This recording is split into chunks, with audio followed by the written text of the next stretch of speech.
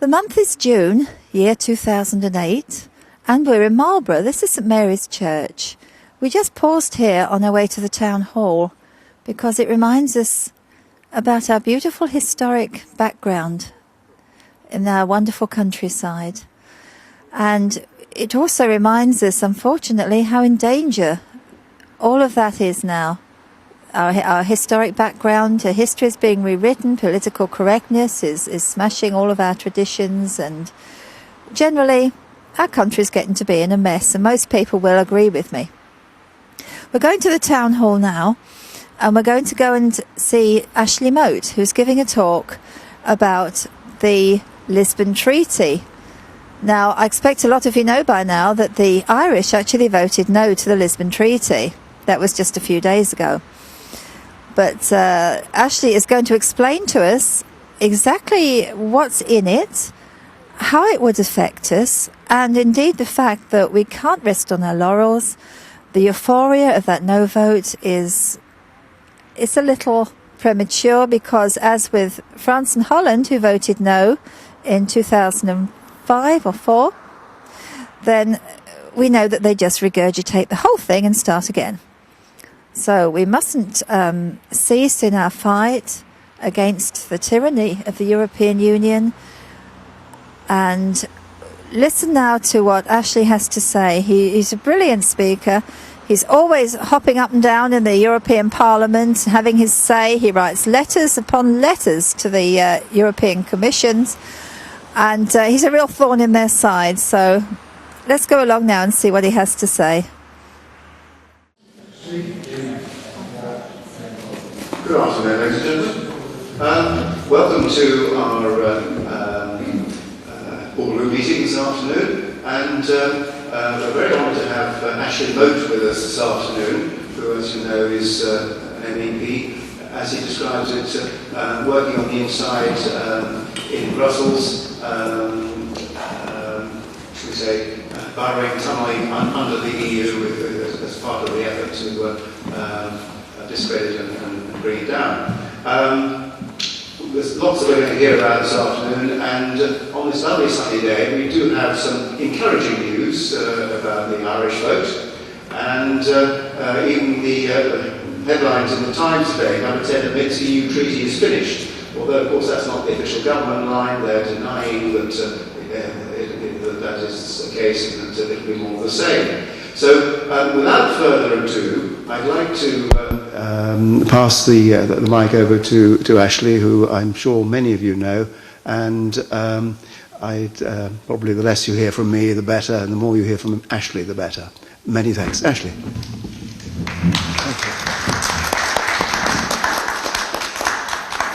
Thank you, Mr. Chairman, ladies and gentlemen. Thank you for coming. A small but hopefully distinguished gathering. And I have to tell you that I am here by kind permission of my daughter, because today, as you may recall, is Father's Day, and I was bidden to lunch some many weeks ago. Anyway, we're going to have a replacement effort next week when it's also her birthday, and that's much more important. It is also, you may recall, the 793rd anniversary today of the signing of Magna Carta. I'm looking forward to 2015, when it will be the 800th anniversary. Hopefully by then we will no longer be burdened with the nonsense of the lunatic asylum in Brussels, but if we are, my goodness, do I have a question ready for them. But I hope that I will never have to ask it. I do believe the European Union will ultimately collapse. I spend a lot of my time trying to undermine it, as the chairman has said. But it is not my view that it is our business to destroy something if the rest of Western Europe wants it and is happy to live with it. My proposition is that we should never have joined, and we should leave at the earliest moment. And if that is created by destroying it, then that is merely a means to an end. Now, I was asked to come and talk about the Lisbon Treaty before anybody knew that the Irish were going to vote it down last Wednesday. But that is what they've done, and as I understand it, almost the entire population of Ireland has been celebrating, because they know that they have struck a blow for freedom and for the freedom of all of us. Had they not voted no, the situation we face today would be far more serious, and I suspect this room would be far better filled, because the anxiety has gone, at least in the short term. But we all know that it is not the practice of the European Commission to abide by the rule of law. Their entire previous 50 years or so has been spent devising laws for their own nefarious long-term objectives, which are to create a superstate. And when those laws were not effective or were rejected, as this treaty was 3 years ago when the French and Dutch voted against it, by and large they have ignored it. They are not people who instinctively abide by the rule of law. Now, one of the most important things about the Lisbon Treaty, and it was in the previous one, was the fact that it was self-amending. And by that I mean that it was, within it, there were articles which gave future generations of bureaucrats the power to seize more powers if they were not already granted in the Lisbon Treaty. It was a permanent right to extend the power of the European Union. Now, in a nutshell, in my view, that is unlawful. It is also illegal under our constitution here in the UK, because it directly contradicts our proposition that no parliament can bind its successors. So for Gordon Brown to have signed such a treaty, even though he did it in a rather secretive and embarrassing manner, was to accept that he was prepared to throw away protections which have served this country well for some 800 years. The idea that you give yourself future powers that you can't even define at the moment seems to me bordering on the tyrannical. The very idea that you assume future bureaucrats who you don't even know anything about will observe some degree of the rule of law when they exercise the powers you are now giving them. The idea that you can assume that that is a reasonable thing and it will be done by reasonable men seems to me an assumption too far. Now, in a nutshell, the Lisbon Treaty turns the member states from the theoretical masters of the House of Brussels, which is what we are at the moment, into its servants. And I will take you through the logic of that, if there's time, a little later on. But like its predecessor, the Constitutional Treaty, this document is long, it is grandiose, it is complex, and it is deliberately structured to be confusing and incomprehensible. It is proscriptive rather than enabling. It makes law instead of making a framework for law making. It offers no effective checks and balances in the interests of the people by future lawmakers. It consolidates power for for a system of government by a self-perpetuating bureaucracy. And it puts that elite group above the law it imposes on everybody else. Those criticisms were valid last time around. They are, if it's possible, even more valid today. And the fact that it is now theoretically dead does not diminish the danger, as I see it, that something like the Lisbon Treaty will now be piecemeal introduced in coming years.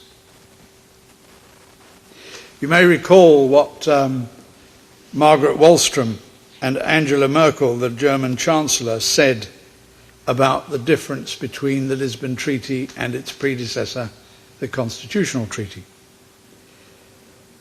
Wallström said in my hearing in a committee meeting in answer to a question of mine, quote, "It is 98% the same. All we've done is drop the word constitution to avoid trouble with the Brits." That was what she said. And now we come to Gordon Brown, who was faced, having suddenly become Prime Minister, with having to sign a document in which he'd played no part in its construction. Did he know what he was signing? I doubt it. Did any of them know exactly what they were signing? Had any of the other 26 signatories read it from cover to cover and decided consciously that it was the right thing to do? I doubt it. First of all, because it's unreadable as a text. Secondly, because it is impenetrable, because it has so many cross-references as to make itself incomprehensible. And it chooses to ignore a very important piece of international law, which is the Vienna Convention on the Law of Treaties. The law of treaties requires that all international treaties shall be written in good faith, according to the ordinary meaning of words. But not this one. Oh no. This one has less pages than its predecessor, but it contains more words. 76,250 to be precise, compared with 67,850 last time. And those 8,500 additional words have been squeezed into a document with 62 fewer pages. Within it, the 17 previous existing treaties have all been consolidated and amended, and many of the changes that have been made are profound and crucially important. So it is possible to say that this treaty is unlawful simply because it breaches the Vienna Convention on the construction and clarity of international treaties. And let me take you back to June 2006, when the constitutional treaty that preceded Lisbon was dead. And we had the foreign minister of Austria, who were then holding the rolling presidency of the Council, Hans Winkler, who was the foreign minister of Austria, at the Constitutional Affairs Committee, and he boasted to us, mind you, that the 36 institutions and projects which had depended on the constitutional treaty and which was now dead, he boasted that they would be going ahead regardless. That was his contempt for the rule of law. Now, the other thing which is really quite noticeable about this treaty is the fact that it has been constructed in a way which was deliberately intended to make it impossible for voters in Ireland and the rest of us not to understand what it was all about. There were 3 different numbering systems of the articles during various phases of its creation, none of which have been interconnected with subsequent versions. So to find out what happened to a particular paragraph or proposition, you have to search for yourself. There were important, and I mean important, translation errors between various language versions, and those were contemptuously ignored when we raised the fact in the European Parliament. They were just dismissed as minor technical details which will be sorted out in due course. But at that stage, governments were being asked to sign the damn thing. Now, the opaqueness of the EU is already the stuff of legend. And I've put it to the Commission a very simple question. If the Lisbon Treaty is such a good thing, why have you tried to obscure its contents in this way? And surprise, surprise, coherent answer comes there, none. I'd just like to read you 2 or 3 quotes from various people which tells you even more about the view of the Lisbon Treaty, its relationship with the Constitutional Treaty, and also to underline the fact that this is not just my opinion. Quote, "Public opinion will be led to adopt, without knowing it, proposals that we dare not present to them directly. All the earlier proposals will be in the new text, but they will be hidden and disguised in some way." And who said that? Valéry Giscard d'Estaing in 2007. Here's another one. Quote, "The aim of the Constitutional Treaty was to be more readable. The aim of this treaty is to be unreadable. The Constitution aimed to be clear, whereas this had to be unclear. It is a success." And that was said by the Belgian Foreign Minister in 2007. Quote, "The good thing about not calling it a constitution is that no one can now ask for a referendum on it." And that was the view of the Italian Prime Minister. Here's another one. Quote, "If it's yes, we will go on.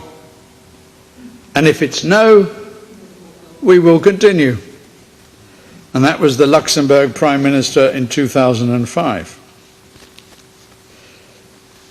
I put it to the government, the bureaucracy, after Lisbon was signed.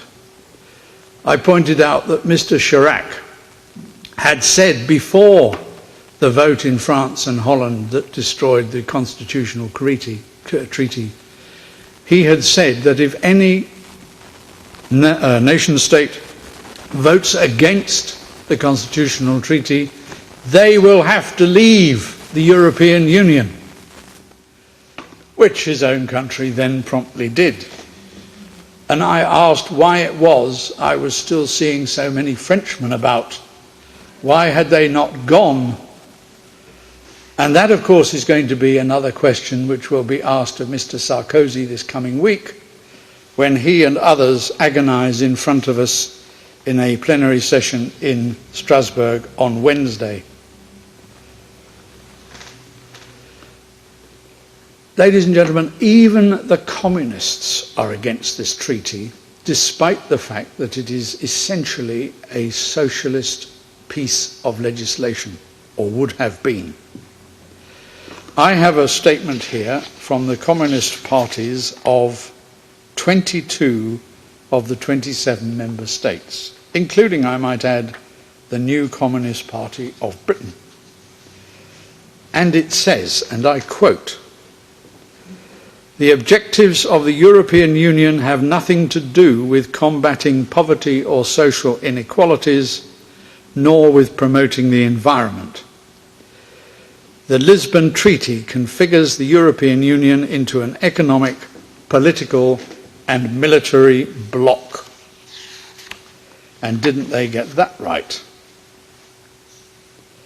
Now, I'm going to spend a few minutes just going through some of the details, even though right now this minute we don't know where we stand on what is going to happen next.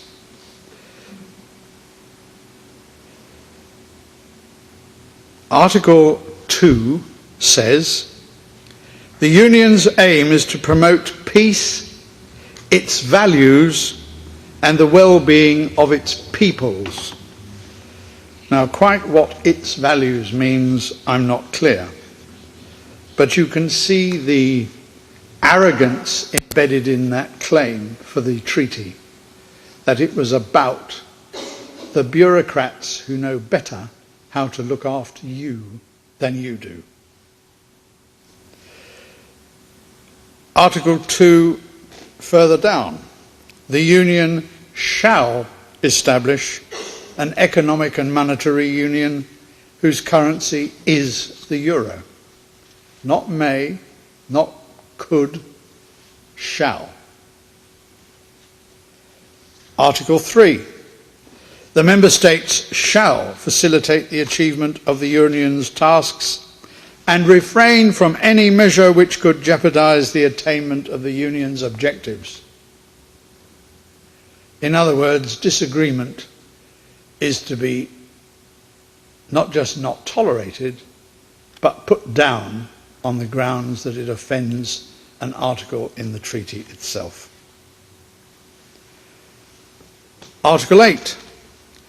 Political parties at European level contribute to forming European political awareness and expressing the will of the people to the Union. Think about that. Again, dissent will not be tolerated. And then we come to what I think is one of the zaniest things in here, if it wasn't so serious. Article 8b. Not less than 1 million citizens may invite the European Commission, note the word invite, to submit any proposal on matters which they consider required for the purpose of implementing the treaties. In other words, if 1 million people raise a petition, they can go to the Commission and they can ask the Commission to do something, provided that it furthers the objectives of the Union. But not if it doesn't.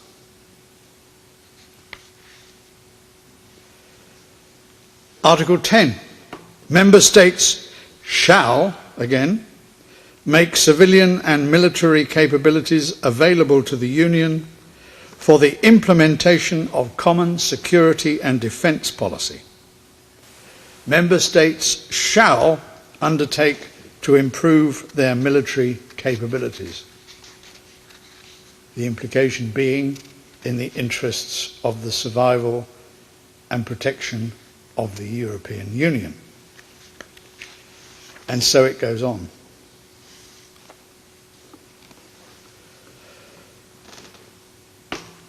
Most of us think that the European Union was the same yesterday as it'll be the day after Lisbon is ratified, apart from the mechanics.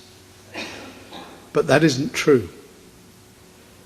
What they have done is to leave the name alone, but fundamentally change what goes on within the Union in its name.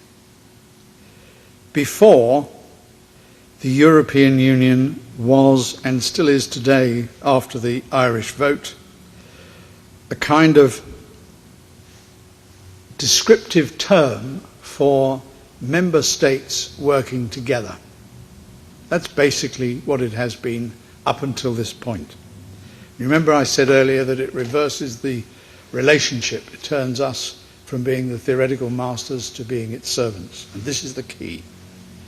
Because what this treaty would have done is to make the European Union into an independent state capable of making decisions and entering into commitments without taking account of or seeking the permission of the member states.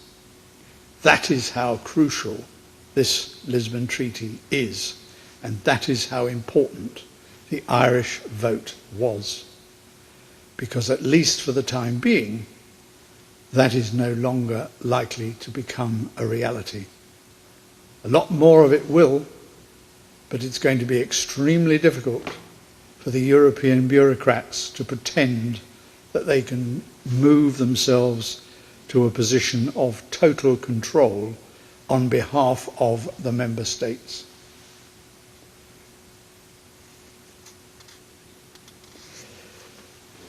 The Lisbon Treaty also gave, or would have given, the authority to create a political president who in effect would become the Prime Minister in terms that we understand. A foreign minister already exists in the form of a High Representative, and what an absurdly grandiose title that is. And it would have given him more powers to act on our collective behalf, again without consulting member states. It creates, or would have created, the authority for a diplomatic corps and embassies. That is already going ahead.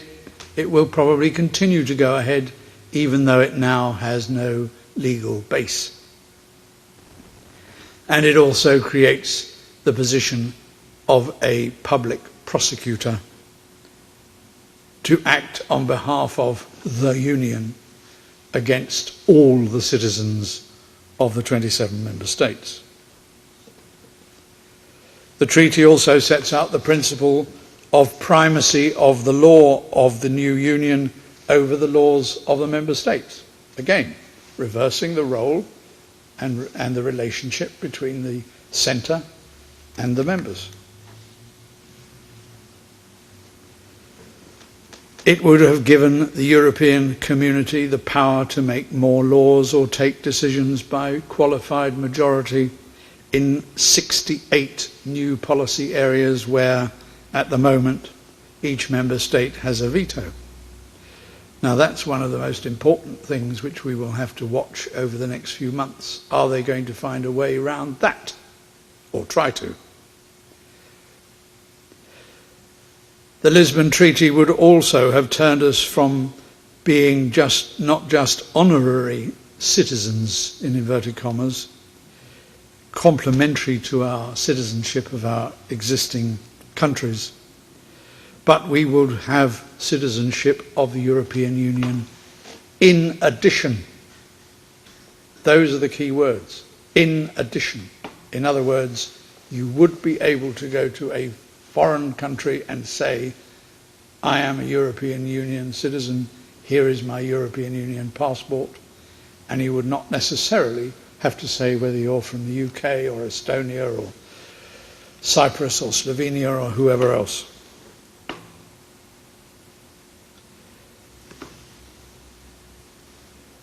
The Parliament would have been changed by the Lisbon Treaty.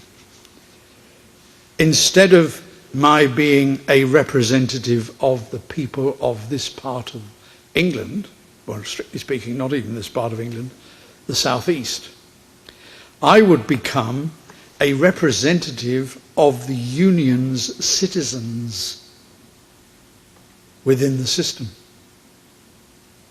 In other words, my role in their terms, it wouldn't have affected me in reality, of course, but in their terms, I would be perceived as being a part of the system on their behalf, acting in my constituency. There are one or two other particular elements which I just must touch on. The first is that the Lisbon Treaty introduced the proposition of multi-annual financial planning. Now, I don't know whether there are any accountants in the hall. But what that really means is that the audited accounts would never be audited and signed off. Because if you've got multi-annual planning, you've got multi-annual commitments, and you've got a continuous flow of financial activity, and there's never a cut-off point at which you can say, this is the end of our financial year. Now, in fact, they'll never sign off the accounts ever, in my estimation, for two quite separate reasons that have nothing to do with this. The first is that when they changed over their accounting system some years ago, they were unable to reconcile the closing balances of the old system with the opening balances of the new. So if you don't know where you've started from, you can never sign them off. And the other reason is that there is so much so-called shared management, which involves the member states handling supposed EU money, which actually comes from the taxpayers ultimately, and that money is never properly accounted for by the member states back to the centre. And the classic example, of course, of that is the amount of olives grown in Greece, which exceeds the space before you fall into the Aegean Sea.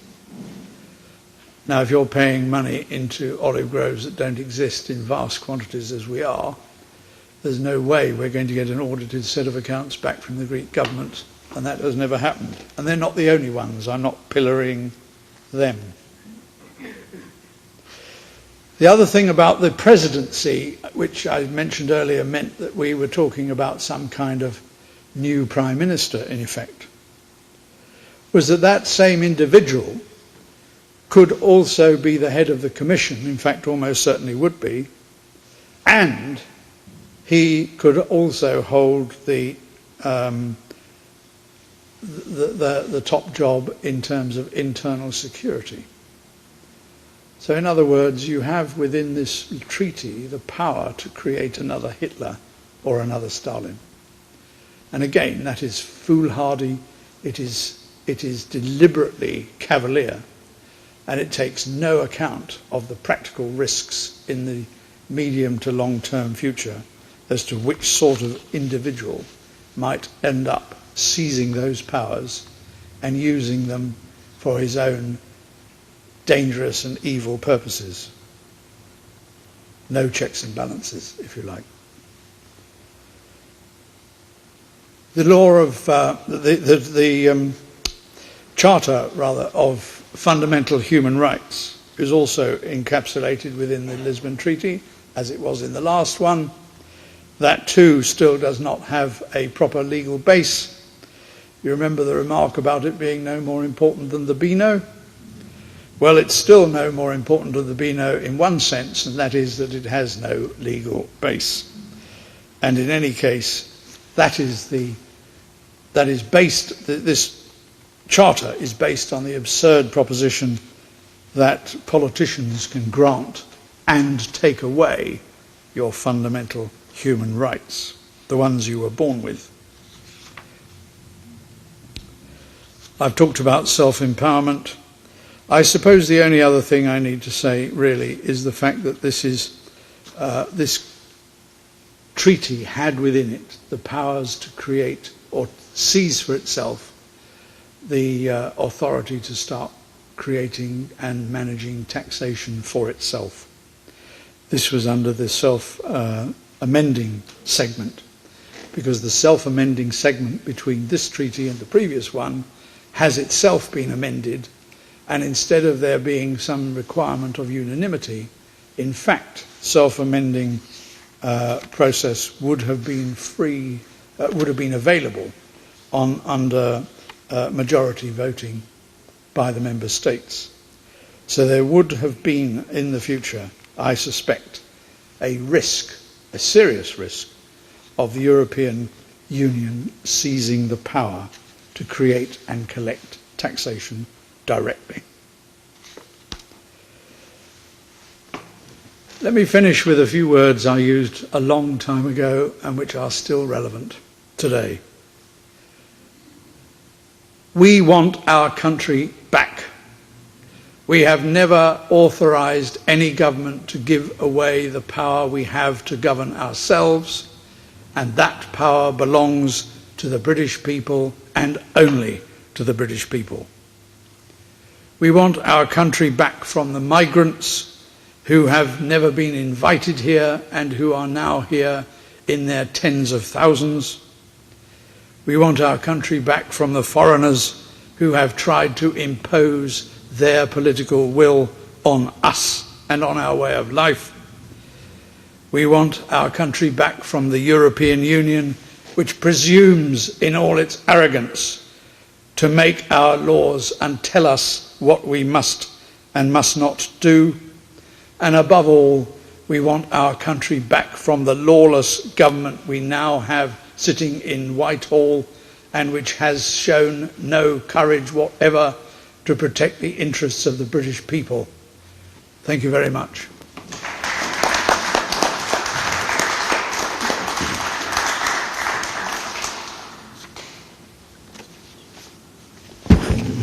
Well, thank you very much indeed, Ashley. That's a tremendous exposition of the subject, and I'm sure that there will be some who may have some questions, although I must say it's a very comprehensive coverage.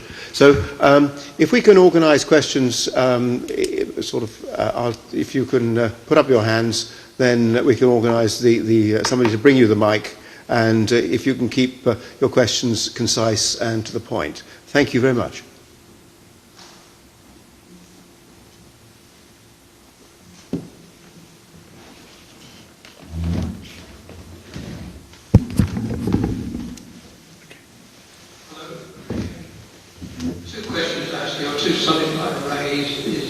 One, the common agricultural policy.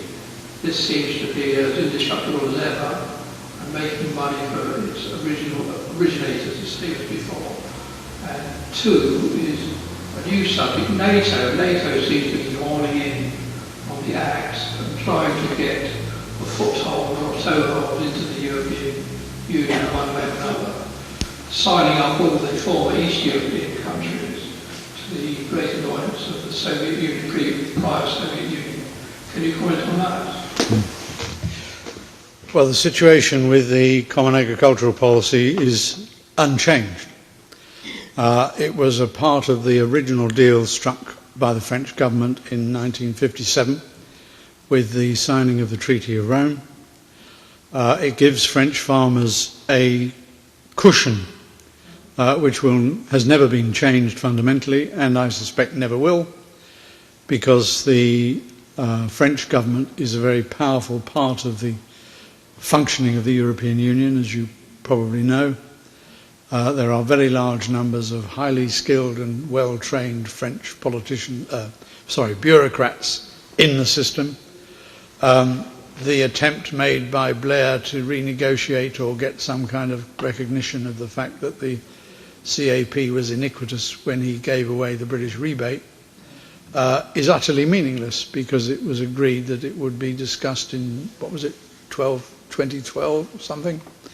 It's never going to happen, and we all know it's never going to happen. In the meantime, virtually all the money that the French pay into the European kitty, their club subscription, is paid straight back to their farmers, almost all of it. And that will not change. As for the NATO situation, I actually slightly disagree with you. I think what is actually happening is that the European Union's determination to seize control of defence. They've now set up a separate defence organisation. They're setting up a separate headquarters. They are trying to run in parallel with NATO, knowing perfectly well that NATO has done a first-class job over the last 50-odd years. And I suspect that NATO is in effect trying to protect its own flank. But that's my opinion. That's not based on any first-hand knowledge, I must add.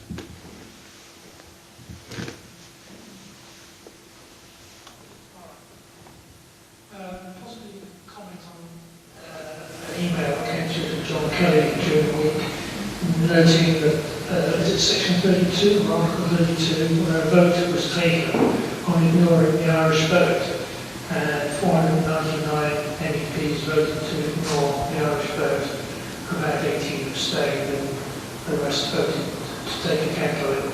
So in fact they've already nullified the referendum they had in Ireland. Well, I wasn't there, so I don't think this vote took place. Who are you quoting from? An email from John Kelly. Well, the European Parliament hasn't met since last Wednesday, so it can't possibly have had a vote. Sorry? This was in January, the 8th of January or the 8th of February. This action took place. Saying what precisely? That they would ignore the Irish vote because they knew it was going to be no. Well, if it was taken back in January, that was probably. I certainly don't remember it, and I'm not doubting you now. I understand what you're saying. They may well have been a vote on a section or an amendment on a piece of a report that was going through Parliament at that time. But that was then, and this is now. And now we have a very real, uncomfortable situation from the point of view of the bureaucrats. Either you observe the rule of law, in which case the treaty is dead, or you don't. And it really is that simple. I think we're going to see a much more realistic view taken over the next few weeks as the bureaucracy, and for that matter the Parliament, begins to deal with the implications and think them through. I think Barroso's first reaction that, we carry on was quite disgraceful. Quite disgraceful. It was an arrogance and an indifference to public opinion which was breathtaking. And I'm sure he will live to regret having said it, and certainly said it in that way. I think he probably encouraged millions to think, well, in that case, thank God the Irish did vote against.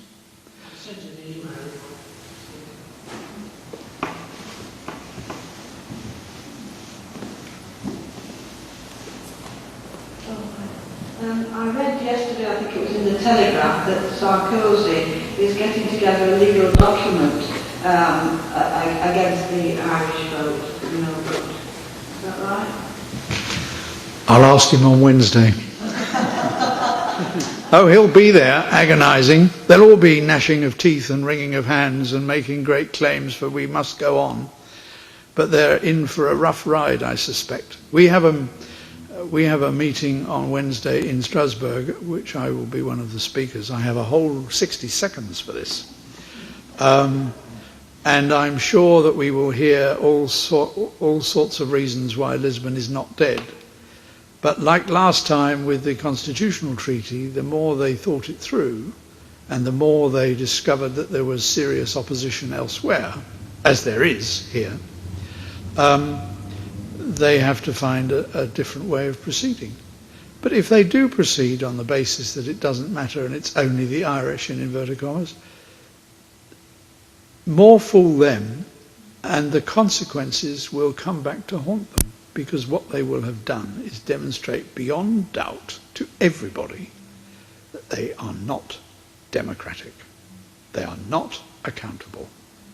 And you cannot go on indefinitely holding contempt, no open contempt for the people who you are supposedly seeking to govern.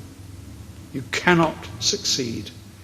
It has to come to a sticky end.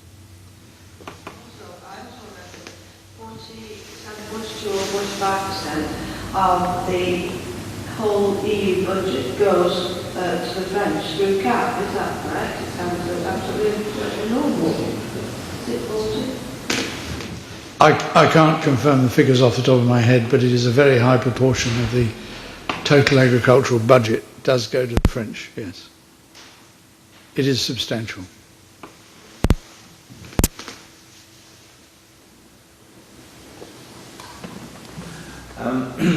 Yes, well, two questions if I may. I think they should be quite short. Sarkozy, he is, or when he was elected, he was supposed to be a Conservative, what would be your opinion as to why he seems so zealot-like in his determination to see this project through as you've outlined? Do you suspect he may be a covert communist, or do you think he may have been bribed or whatever? The second question is, we've had some significant revelations in the Daily Mail within the last 2 days about the expense accounts of the MEPs, something to the tune of expenses of 350,000 a year with no documentation required. Has this been a conspicuous feature during your period as an MEP? Let me deal with the second one first.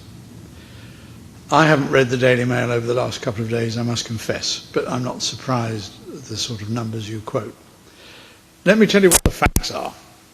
First of all, we get a salary in this country which is exactly the same as any MP, and it's taxed at 40%.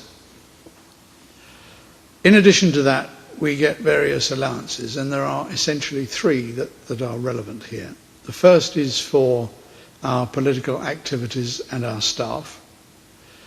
The second is for the running of our office. And the third is for travelling and accommodation. Now, at the moment, the travel and accommodation one is the one that gives the most grief, in the sense that it is not a fair reflection of what you actually spend. And a lot of us use that additional money to put into our political activities. The staff one, the office one is relatively small, and it more or less cover your expenses and a bit, but it's not huge.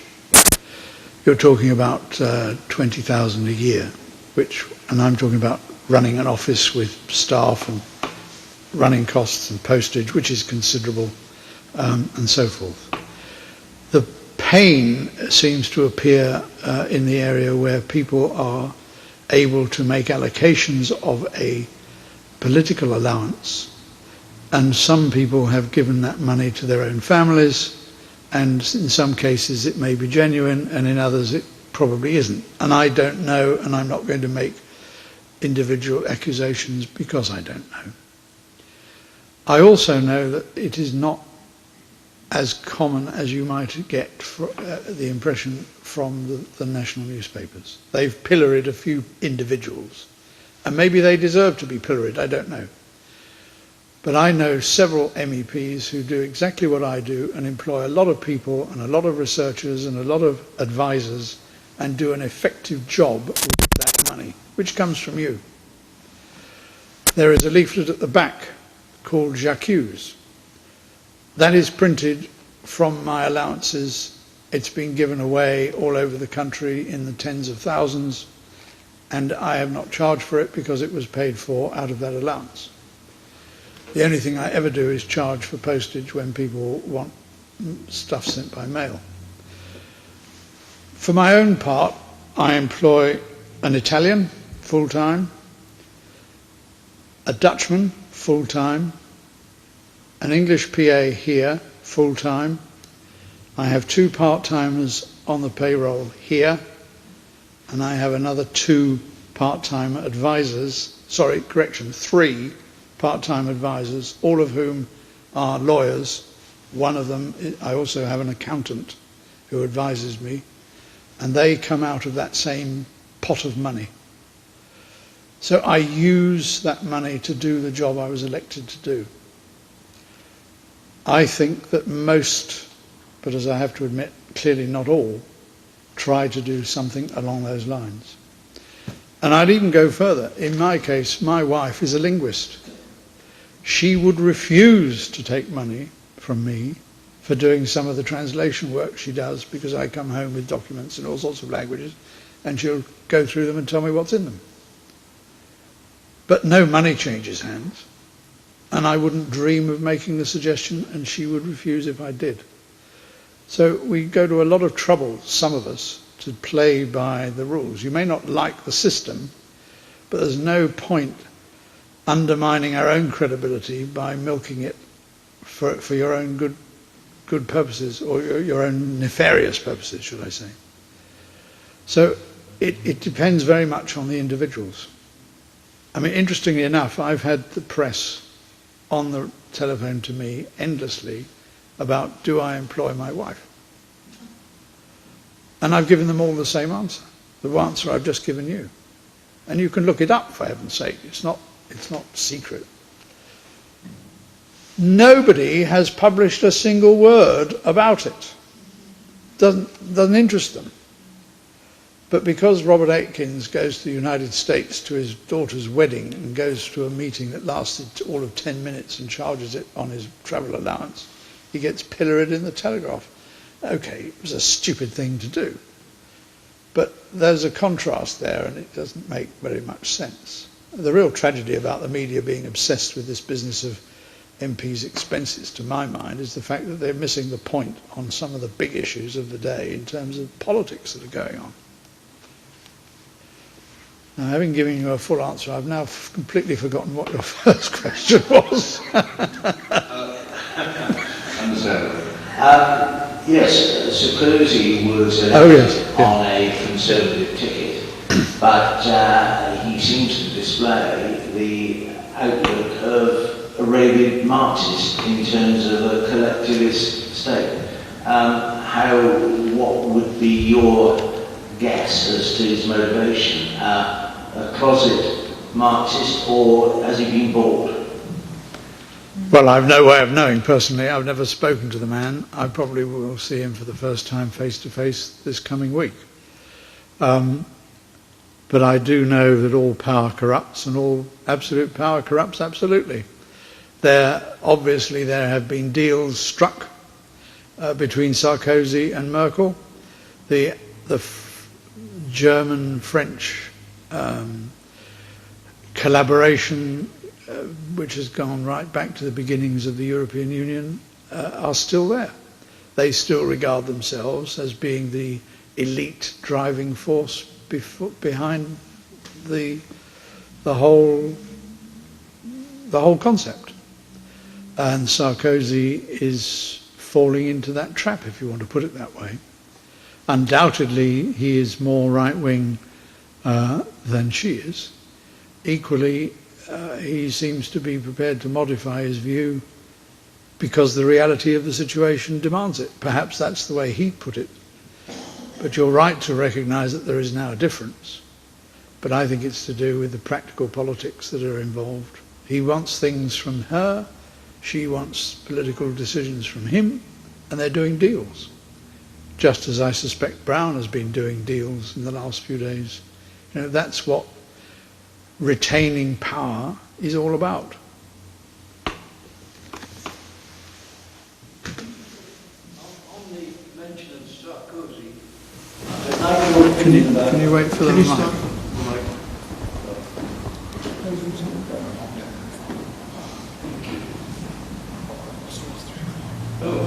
I'd like your opinion about the situation which has arisen of late between the factual situation in Germany, which has now built the biggest Bundeswehr armed forces in Europe, second only to America, and the fact that they are also wanting to have a European army under German command, of course. But one of the reasons for this European army is so that they can get hold of the nuclear weapons which they are forbidden to have, but the British and the French do have. So there is a movement, I gather, whereby this European army will be able to demand the use of nuclear weapons for first blow. Now you know what that means.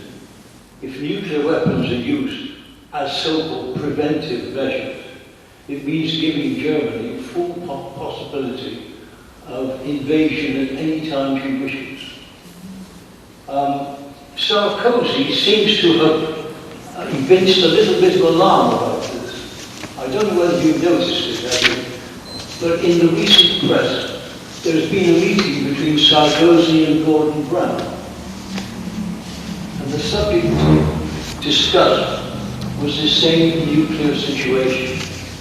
Sarkozy seems to become a little alarmed about that possibility of being forced to render the use of nuclear arms to Germany. There's also another matter I noticed which the Germans and French have fallen at, and that's in the question of Africa and Algeria and Libya. I don't know whether you know it, but the French have a treaty understanding with Libya whereby they deliver weapons, including nuclear fission. Now, the Germans want to take over Algeria and the rights to trade with Libya, but French are not giving in on that, so there is a contretemps there. But I'd like your opinion about the nuclear thing, which I think is the most dangerous thing to come out of the whole episode. Well, I think we all know, you probably know more about this than almost anybody else in this room, because it's a particular interest to you, and you have written about German military activities at length. I don't have any first-hand knowledge to add to what you've just said, but I will go back to the phrase which I mentioned earlier when I was going through some of the terms of the treaty. Member states shall make military capabilities available to the Union for the implementation of common security and defence policy, and member states shall undertake to improve their military capabilities.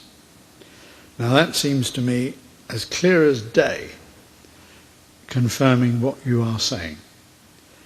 It would put their hands, the Germans have a constitution which in some respects limits their ability to involve themselves in military activities, as I'm sure you know. But this would be a way of removing some of those constraints if they were party to an action being taken by a group of countries under the name of the European Union. Having said that, I don't see any direct evidence at all to suggest that we have saber-rattling people in power in Brussels at the moment. Quite the reverse. I think most of the people on the Commission, most of the people involved in the Council are weak, nervous, cautious. There is not a true statesman amongst the lot of them. They talk about being a counterbalance to the United States, and that goes way, way back to the 30s and 50s, as being a reason for setting up this organisation, as it then was. But I do not see, at the moment, any evidence whatever that we have serious saber-rattlers amongst them. Quite the reverse. I think, I've said this in the past as well, I think if 10,000 Brits turned up in Brussels and marched down the road to the Commission headquarters carrying pitchforks, they'd all be out the back and down the road so fast their little feet wouldn't touch the ground. Yes.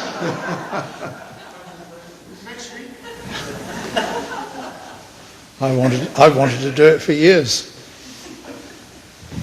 I think Dr. Listus had a question. Thank you very much. My concern is that having listened to what we have heard this afternoon, the accuracy of which I do not doubt for one moment, what in fact do we do about it? Especially from the point of view of interesting the bulk of the people of this country concerning the situation in which we now find ourselves, because while we may be interested in football, in cricket, in snooker, in netball, anything under the sun, it would seem the future of our nation carries a very low regard. Well, I think we all recognise the truth of that question. There is no easy fix.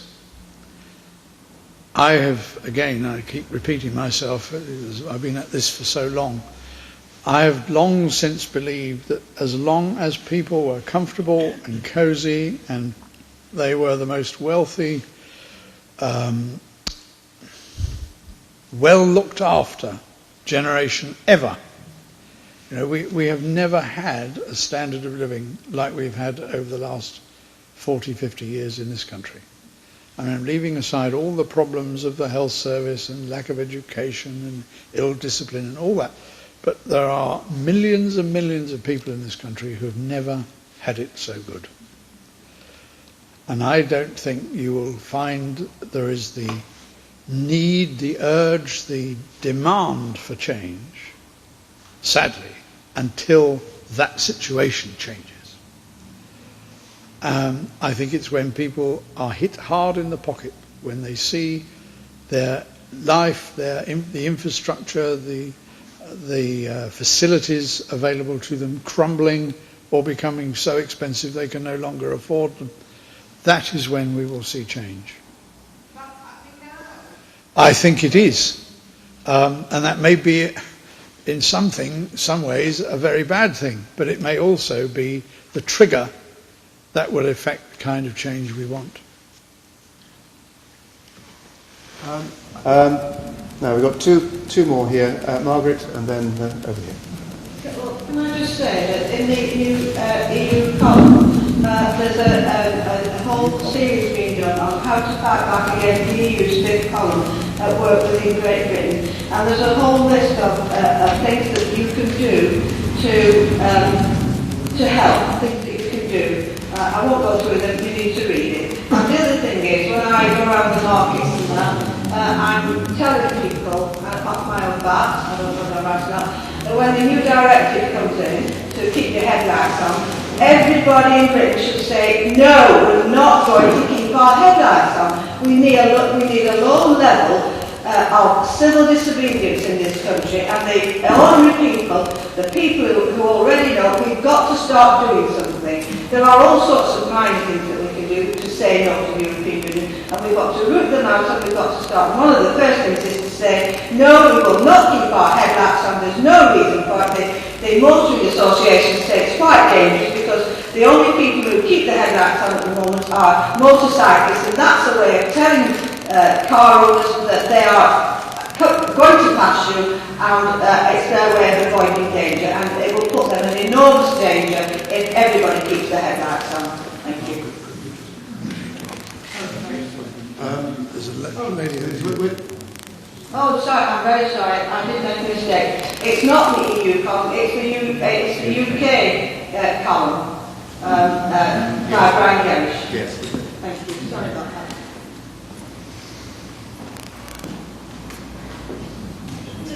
I just want to know if you hold out much hope for Stuart Wheeler's judicial review.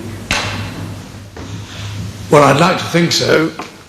He might also be wondering whether he needs to pursue this. I'm pretty sure he will, and probably he should.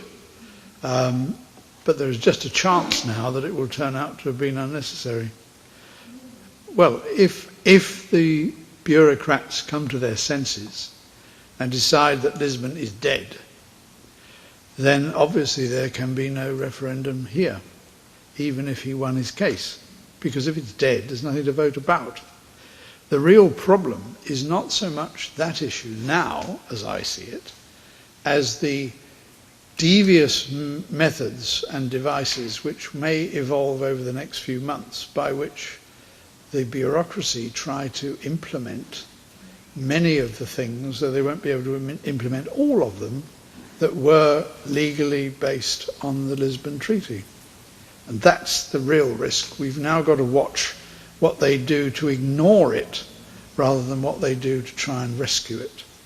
But I think it's going to upset the legal system because no manifesto has any legitimacy, so it's going to. Yes. Well, I don't know Stuart Wheeler well, but I have talked to him about this, and I do admire and support what he's trying to do. That what he is in a nutshell, it comes down to this: he is asking the judges to decide whether a manifesto promise is the equivalent of a legal contract.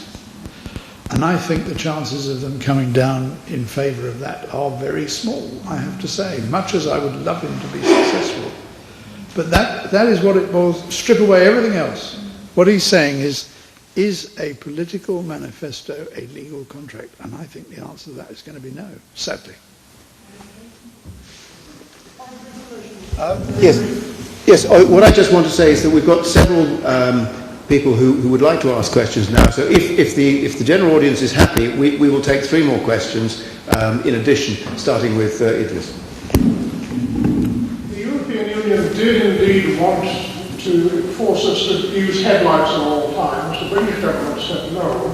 And what they've settled on is a law coming in about 2011 or 12 saying that all new cars must be fitted with running lights, which will be 2 21-watt bulbs, nothing like the brightness of headlights, and it will apply only to new cars. And you might have seen in the press a statement from the DFT that this would cost 5% extra on fuel bills to power these 2 small bulbs. It was immediately obvious to me that this was nonsense, and I wrote to Jim Fitzpatrick, who replied quite promptly that it wasn't, that I was right to figure it. It was slightly it should be 0.5%. Even that was wrong. The real figure is 0.1%.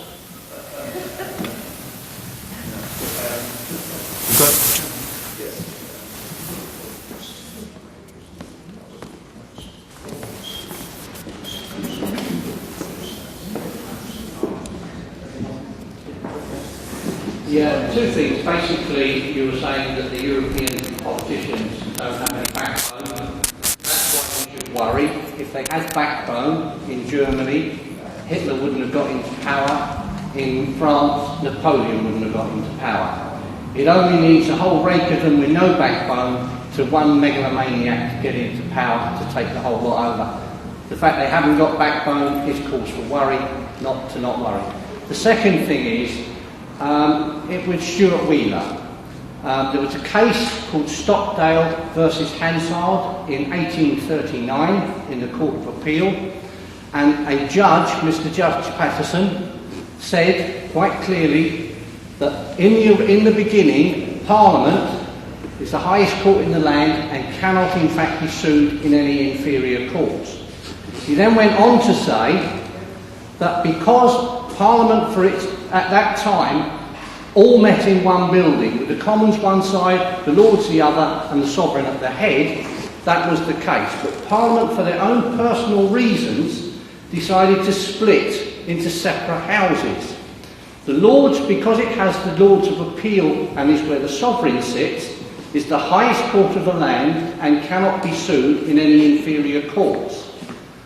But the House of Commons is in fact the main inquisition for the country, but is not in any way, shape or form a court. And as such, it can in fact be sued in any court of the land, from magistrates to Crown Court, by any member of the public who has been harmed by their actions. And that includes everybody in this room, because we've all lost so much of our freedom as a result of it, that you can in fact be sued. You can in fact sue the House of Commons collectively, as well as individual people in the House of Commons. That was stated quite clearly in 1839 by Judge Patterson in the Stockdale versus Hansard case.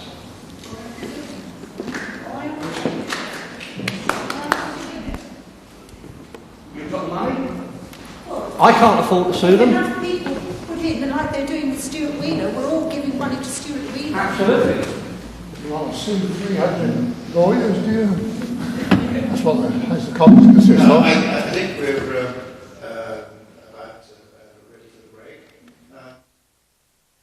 Perhaps everybody's worked up a thirst after that immense amount of very crucial information. I would like just to introduce a little bit of a commercial. This is for something which does have a bearing on the, if you like, the health of our nation. As you may be aware, since 1968, there have been close on 7 million abortions carried out in this country. As a consequence, the demographic mix in this country has been upset. There is a demographic hole, and you may be aware that there are not enough elderly, not enough young people are coming forward to fulfil the pension commitments to the rising number of elderly. Now, the government's short-term solution to this was to go along with Brussels and introduce huge numbers of immigrants, way beyond and above that which this country requires. I personally am a supporter of the movement against abortion, and I have here a paper which is a little fundraising exercise. A couple of medical students will be undertaking a parachute jump very soon from a height of 10,000 feet, 5,000 free fall, to highlight the plight of medical professionals facing the growing pressure to participate in abortions against their conscience. Pro-life medics are coming under increasing pressure from the government to provide abortion without hesitation or delay. If people would be willing to sponsor, put their names to a sponsorship form for these two young people who are making the jump, I'll leave this on the table, and I'd be most grateful if you care to put your name and details down for sponsorship. Thank you so much. We will now have the break. We will